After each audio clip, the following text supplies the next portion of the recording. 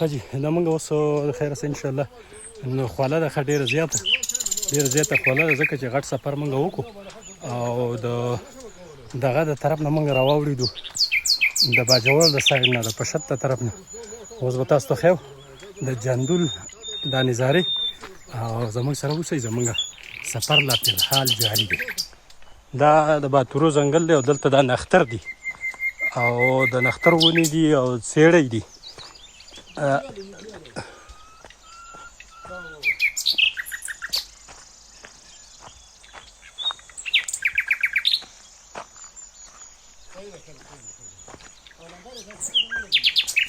اوس اترایي کې موږ روان یو اترایي کېدای چې سفر پکې لږ ښه او کله سړی چړایي باندې خېږي نو هغې کې بیا لږ د سړي توانایي زیاته استعمالېږي خو دا لاندې سفر د اترایي د غټ وجود دپاره او د غټ ګاډي دپاره دغه هم نقصان دی اکثر دا غټ ګاډی چې کمې لوډ ګاډی که نه ځان د چا تپوس وکړو دغه د اوښ نه ته په ښکته چې زه خوشحاله کړم په پورته زه خوشحاله تا نه تپوس وکړو که د اوښ نه ما ته یې ویل هغه اوښ کیسه ده اوښ ویل په چاته دې بینر زه په ښکته بینر زموږ هغه مثال لکه ته چې ښکته تلګم دې میراث شي او په پورته تګم یو تم در تیارې نه نه بهرحال دا خو د صحت لپاره ګوره موزون ترین ګوره دا سفر کول پیدل تلل دا د صحت لپاره ډېر زیات بهترین ښه کار دی د دې سره د انسان هغه سټیمنا برابرېږي خو چونکې خوراکونه دي ډسپوزیبل په دغه وجه باندې وجودونه چې کوم دی نو هغه خراب شوي دي د خلکو هغه سټیمنا چې کوم دی کمزوره شوې ده یعنې په دې ځایونو کې به خلک ګرځېدل بلکل خو دا یې والي یاره بلکل لکه د مار غونده کې بلکل دا ګورئ ښه تاسو بلکل بېشکه دقه شی ده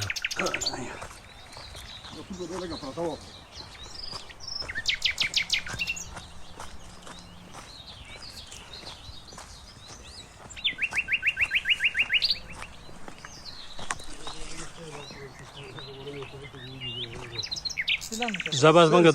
دغه لار خو سیده در وتلې که نه چې ګډ وډ پکې نه شو نو دا اوس موږ د جندول ایریا ته راولوېدو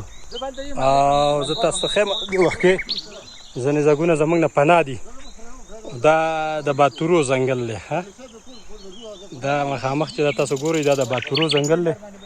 او نور به هم زه تاسو ته ښیم خو دلته چونکې دلته دا ونې دي د دې ونو په وجه باندې دلته لږ تکلیف ته مسله ده او زه تاسو ته ښیم لاندې هم دغه اخري زموږ باډر چې کوم دی نو هغه موږ کراس کړو کوم چې د باجوړ نه راغلی و باجوړ او د پشت نه دا لار موږ پیدل واله اوس د جندول ایریا ته راوتو د باتورو سر دی صحیح راځئ اوس مخکې راځئ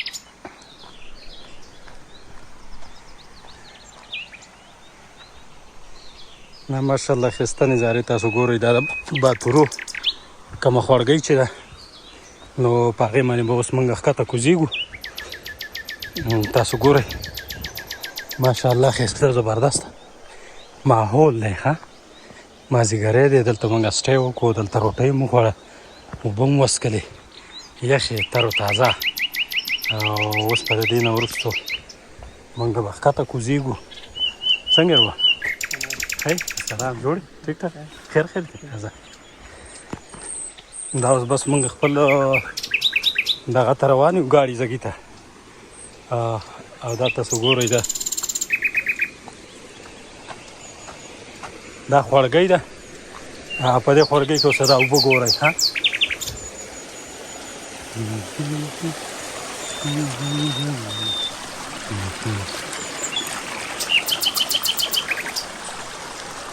ښه دي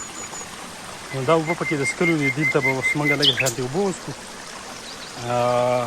دا اوبه تاسو ګورئ ماشاءالله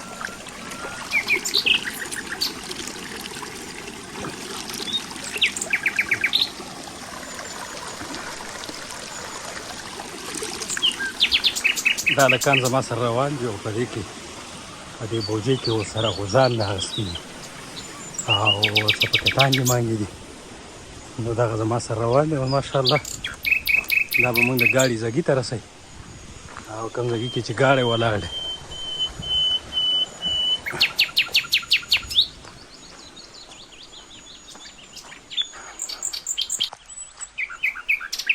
انت الهادي انت الحق ليس الهادي